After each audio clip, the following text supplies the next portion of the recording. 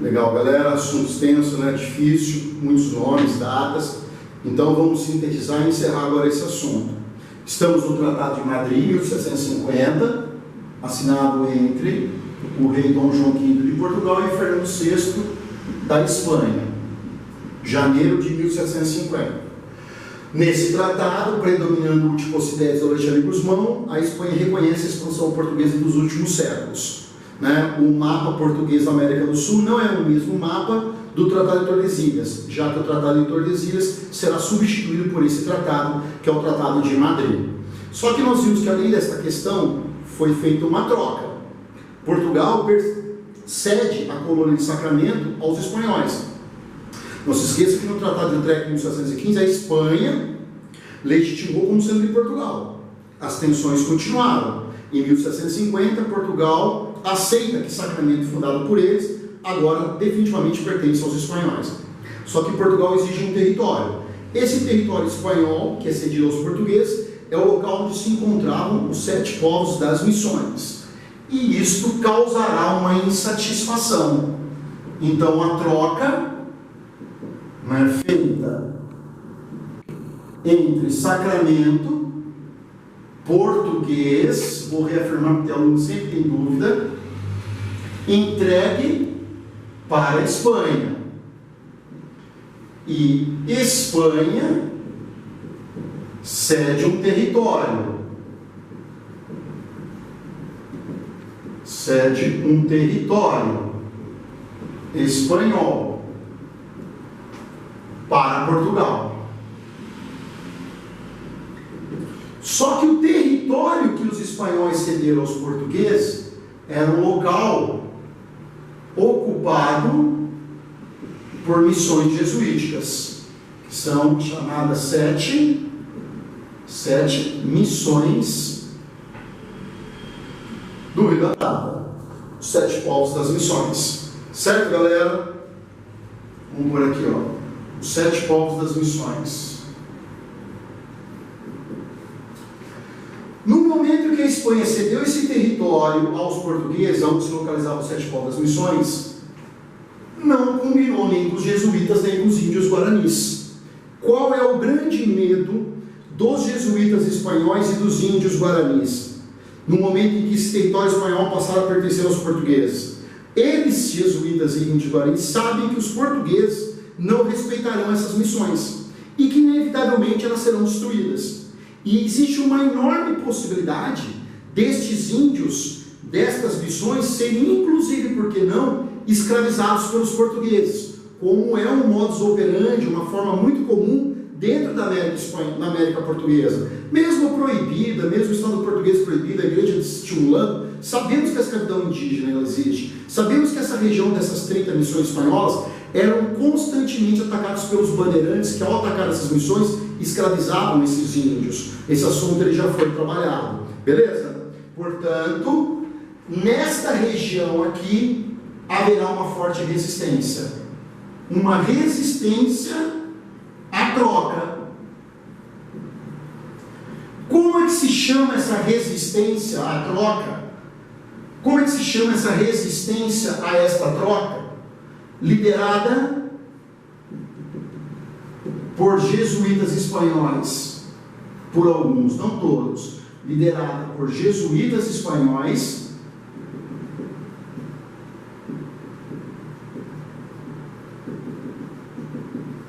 e pelos próprios indígenas, chamado Cepé, que na verdade é José.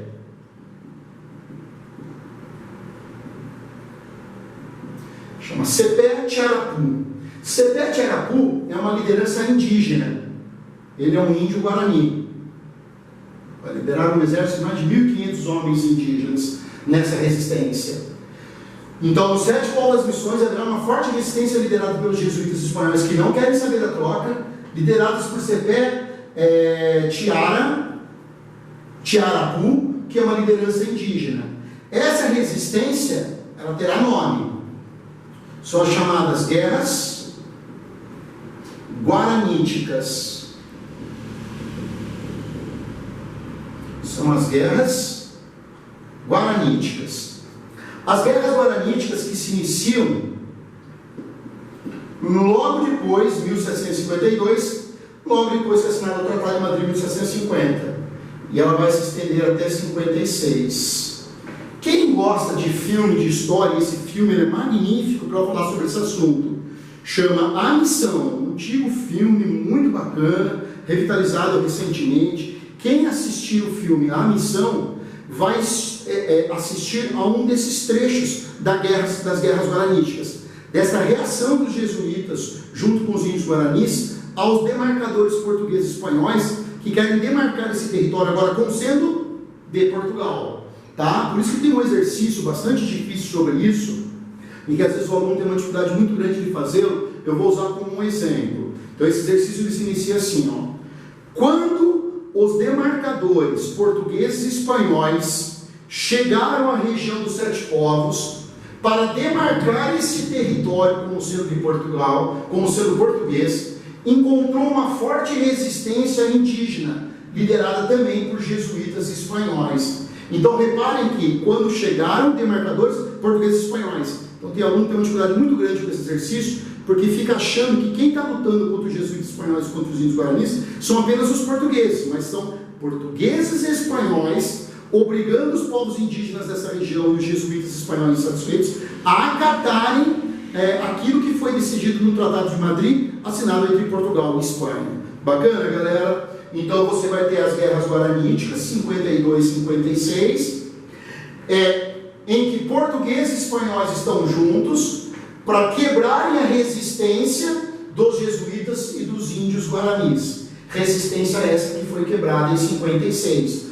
Os índios guaranis e os jesuítas serão derrotados. Fala-se na morte de mais de 1.500 índios guaranis liderados pelo CEPER. Então foi um verdadeiro massacre. Por isso que esse filme, A Missão, é um filme muito bonito, mas no final, geralmente é aquele final que você fica em silêncio, pensativo, né? Porque parece ali a enorme violência que os europeus usam contra as populações indígenas nativas a partir do momento que seus interesses eles são mexidos. Beleza, galera? Tranquilos?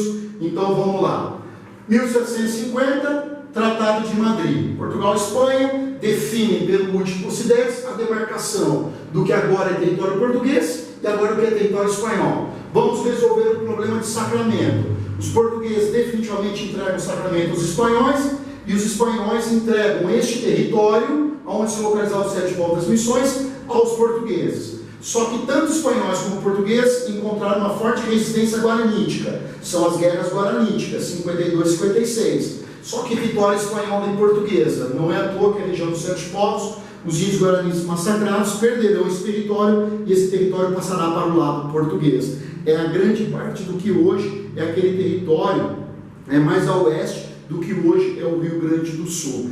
Na verdade, nesse momento também está surgindo, depois de todos esses acordos que nós estamos estudando de Madrid, está surgindo a província de El-Rei, de São Pedro do Rio Grande do Sul, que é o atual estado do Rio Grande do Sul. Por isso que os portugueses começam a estimular o processo de ocupação portuguesa da região, principalmente estimulando que açorianos da ilha de Açores vá para a região de hoje é o Rio Grande do Sul e comece a ocupação desse território. Começaram a partir de uma cidade chamada Rio Grande, mas se fixaram principalmente num local chamado Porto dos Casais, que é a atual cidade de Porto Alegre. Então, estudar o Tratado de Madrid, estudar a questão guaranítica nessa região, é estudar a história do Rio Grande do Sul. Bacana, galera? Fechou? Então, vamos lá. Falamos aí do Tratado de Madrid, falamos do primeiro e segundo Tratado de Utrecht, 1713 e 1715, primeiro Portugal e França, depois Portugal e Espanha. E agora, nós vamos entrar em um outro tratado, o de 1761, chamado Tratado ou Acordo, Tratado do Pardo. No Tratado do Pardo, galera, 1761, nós temos que destacar um personagem histórico que nós vamos aprofundar numa próxima aula, que é o Marquês de Pombal, o primeiro secretário do rei Dom José I. Quem assinou o Tratado de Madrid é Dom João V, janeiro de 1750. Só que logo na sequência, Dom João morreu e foi substituído por Dom José I, 1750 a 77. Durante o reinado de Dom José I, que estudaremos numa próxima aula, quem mandou e desmandou em Portugal, quem era praticamente o chefe de governo em Portugal, chama-se Marquês de Pombal. É a época do pombalismo, das chamadas reformas pombalinas, que estudaremos numa próxima aula. Entre as medidas tomadas por Pombal, dentro das chamadas medidas pombalinas, nós temos o Tratado do Pardo, assinado por Pombal, pelo Marquês de Pombal. Em 1761, no Tratado do Pardo, Portugal, do Dom José I, mas representado por Pombal, anula o Tratado de Madrid. Vai anular o Tratado de Madrid. Por que a anulação por parte de Portugal através de Pombal em 61 do Tratado do Pardo? Quem governa é o Pombal, mas sempre com o respaldo do rei Dom José I. Então os tratados são assinados pelos reis. Galera, foi feita a troca. Dom João V cedeu o sacramento à Espanha. Só que gerou uma profunda insatisfação dentro de Portugal, principalmente dos comerciantes portugueses de Portugal e comerciantes portugueses do Rio de Janeiro, que comercializavam intensamente na região do Prata e tinham em Sacramento um porto seguro. Então o tratado foi assinado. Portugal cedeu o sacramento à Espanha, mas as insatisfações continuaram.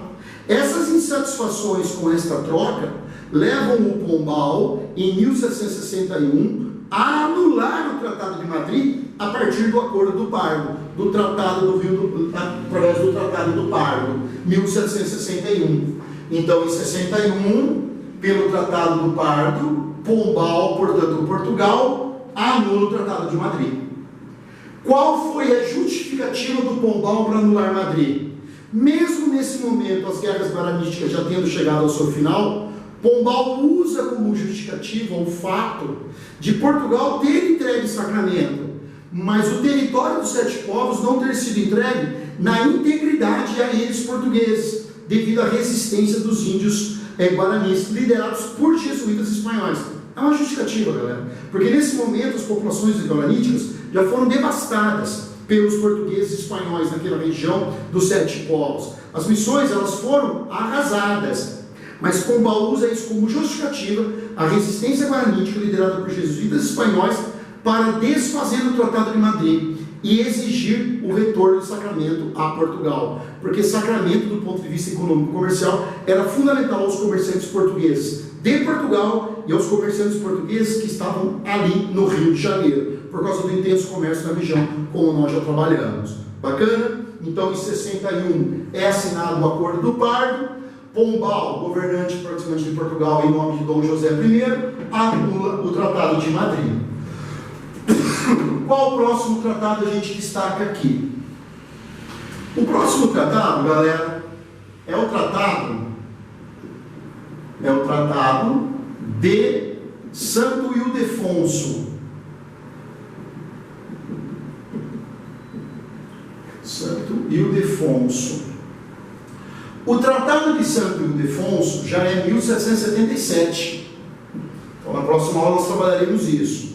Pombal governou praticamente Portugal enquanto o rei Dom José I era vivo, 1750 a 77. Só que em 77, Dom José I morre. E no momento em que ele morre, Pombal deixa de ser o secretário do rei, deixa de governar Portugal. Quem assume no lugar de Dom José é a sua filha, Dona Maria I, que mais tarde passará para a história com aquele termo pejorativo chamado de a Rainha Louca, Dona Maria Louca. Mas não vamos usar esse simbolismo, essa questão como algo pejorativo nesse momento. Dom José morreu em 1777, assume Dona Maria I, sua filha, Pombal é destituído do seu cargo e Dona Maria, no poder, inicia algo que nós estudaremos também mais tarde, chama a viradeira de Dona Maria. O que Dona Maria I, substituta de Dom José I, fará? Muitas das medidas tomadas pelo Pombal, que nós estudaremos depois, serão anuladas. É a viradeira de Dona Maria. Ela vai anular tais medidas. Uma das medidas que Dona Maria I, anula logo de cara é o Acordo do Pardo. É assinado um novo tratado entre Portugal e Espanha. Esse tratado se chama Santo Ildefonso, porque foi assinado na cidade espanhola de Santo Ildefonso. O Tratado de Santo Ildefonso 77 é assinado por Portugal, Dona Maria I, e a Espanha. Beleza? O Tratado de Santo Ildefonso de 1777, galera, vai estabelecer o seguinte: você tem a retomada de princípios anteriores.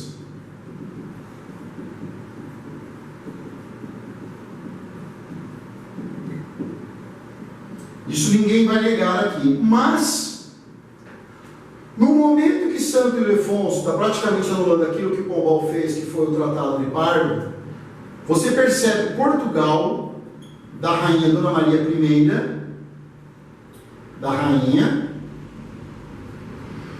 Maria I,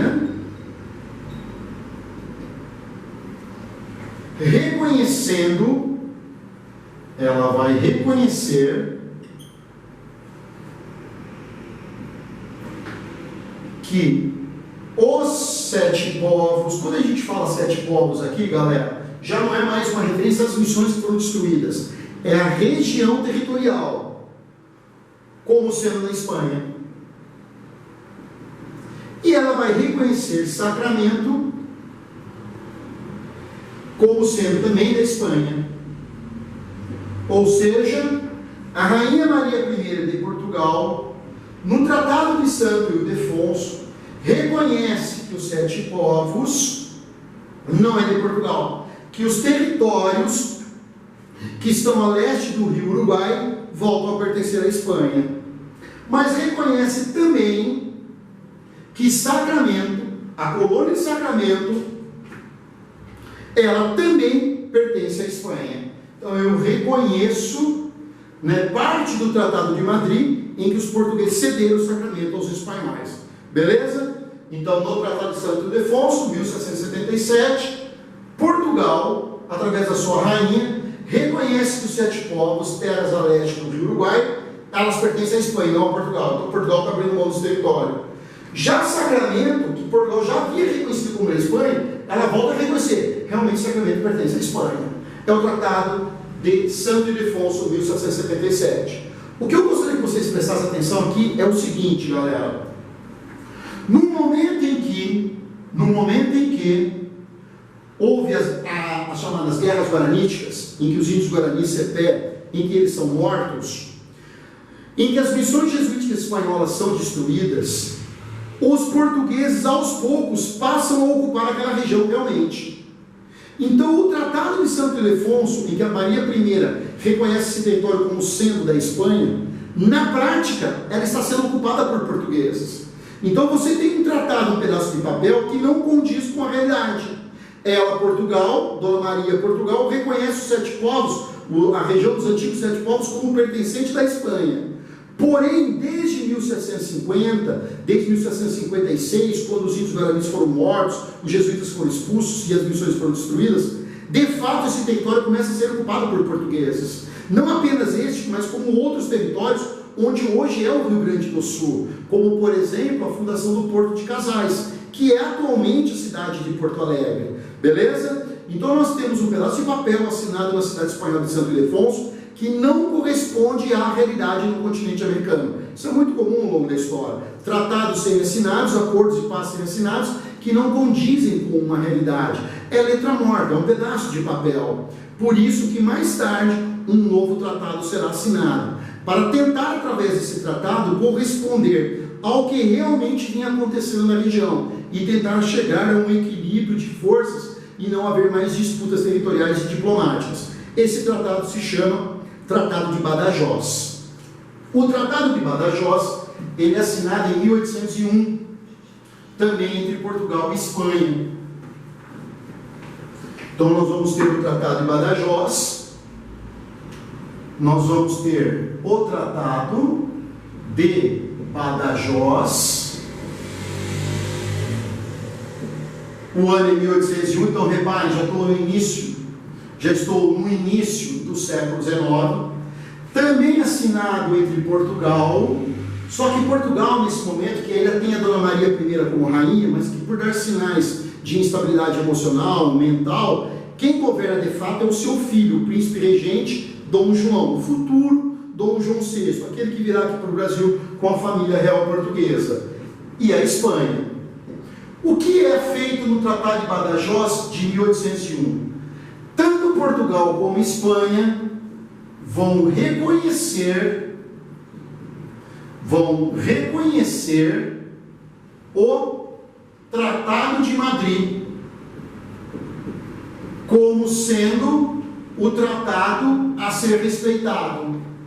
Então, o Tratado de Badajoz de 1801 está reconhecendo o Tratado de Madrid, que foi assinado em 1750, galera. Estou no espaço de 50 anos aqui, ó, reparem. Então, o príncipe regente de Portugal e o rei da Espanha, 50 anos depois, em 1801, reconhecem o Tratado de Madrid. O que foi discutido no Tratado de Madrid como sendo o tratado a ser seguido. Portanto, nem Pardo, nem Ildefonso. É o Tratado de Madrid que vai ser retomado aqui, galera. Se eu estou retomando o Tratado de Madrid, quais dois fatos importantes nós temos que estabelecer? 50 anos depois de 1808, 50 anos depois de 1801, a partir de 1801, Portugal e Espanha, no Tratado de Badajoz, reconhecem o Tratado de Madrid e o que foi decidido no Tratado de Madrid. Ou seja, ambos reconhecem que o Tratado de Tordesilhas ficou para trás, ele está superado e que Madrid substituiu o Tratado de Tordesilhas. E que as terras a oeste do antigo Tratado de Tordesilhas, ocupado pelos portugueses, pertence agora a Portugal, assim como Portugal reconhece a América Espanhola. Ou seja, o Tratado de Badajoz reconhece o Tratado de Madrid assinado em 1750, então a Espanha reconhece a extensão portuguesa dos últimos séculos. E reconhece-se também que Sacramento, fundado pelos portugueses, definitivamente pertence à Espanha.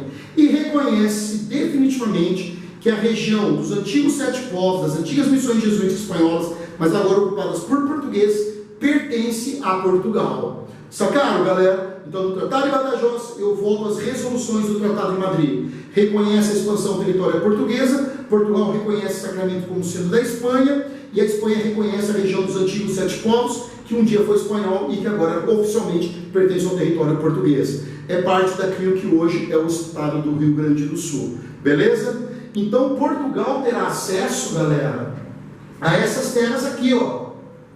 Essas terras aqui que tem como limite o Rio Uruguai. Então, o Rio Uruguai aqui, ó, que faz a divisa do que hoje é o Rio Grande do Sul e a Argentina. Um lado aqui é português, este lado aqui, a oeste, é da Espanha.